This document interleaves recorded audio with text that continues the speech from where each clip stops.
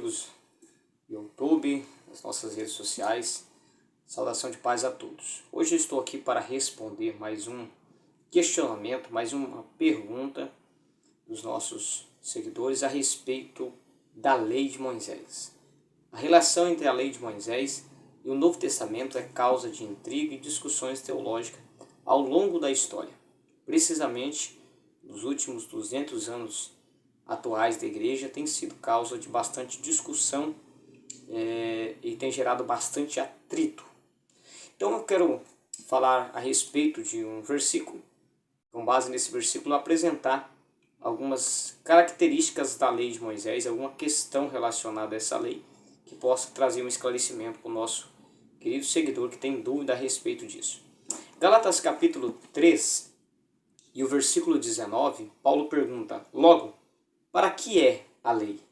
Após a pergunta ele responde: foi ordenada por causa das transgressões, até que viesse a posteridade ou descendente, depende da tradução, a quem a promessa tinha sido feita, e foi posta pelos anjos na mão de um medianeiro ou intermediário. Então esse versículo de Gálatas 3,19, ele nos apresenta a causa da lei, a razão pela qual a lei foi posta, foi trazida, foi colocada. Ele também nos apresenta o tempo da duração desse propósito da lei, por quanto tempo esse propósito se perduraria.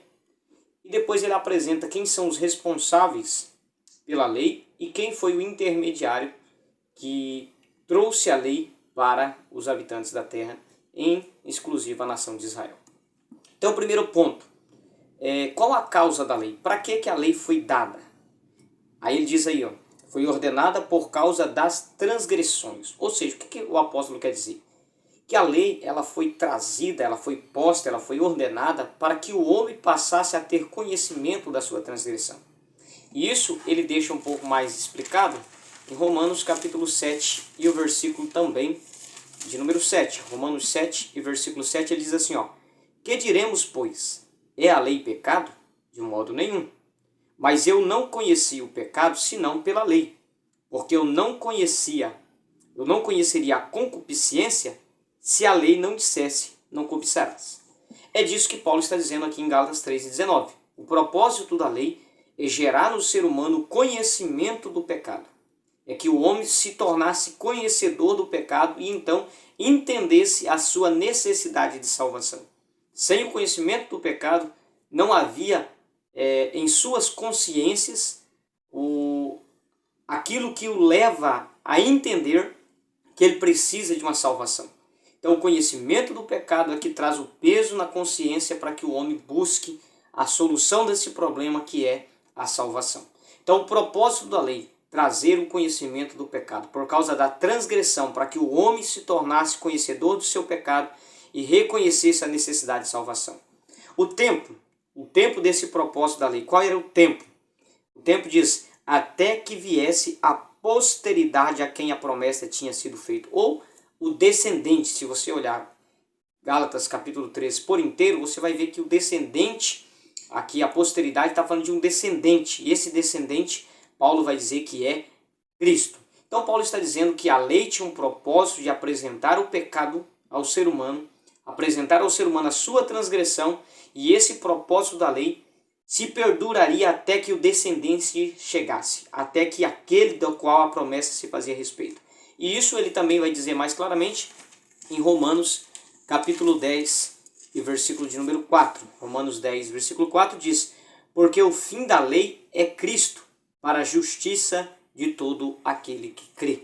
Então Cristo, ele é o fim do limite desse propósito. Esse propósito de apresentar o pecado ao ser humano através da lei se perduraria até o descendente que é Cristo, e Cristo se torna o fim desse propósito para o início de um novo propósito dali em diante. O responsável pela lei, os responsáveis por ela, foi os anjos, conforme está aí no versículo 19 de Gálatas 3, que nós estamos lendo. Foi posta pelos anjos, anjos aqui no plural, inclusive no grego você vai pegar a palavra angelos, que é o singular de anjo, e aqui no capítulo 3, versículo 19 vai estar angelon, que é o plural de anjos, né? Então seria de fato os anjos eram responsáveis. e os anjos no plural, porque no versículo 20 ele vai dizer que quando há um só não precisa de intermediário. No caso aqui nós temos os anjos no plural, por isso precisa de um medianeiro ou intermediário. E isso nós veremos também em Atos capítulo 7, versículo de número 37 e 38. Diz assim: E este é aquele Moisés que disse aos filhos de Israel: O Senhor vosso Deus vos levantará dentre os vossos irmãos um profeta como eu, e a ele ouvireis. Este é aquele que esteve entre a congregação no deserto com o anjo que lhe falava no monte Sinai e com nossos pais, o qual recebeu as palavras de vida para nos dar.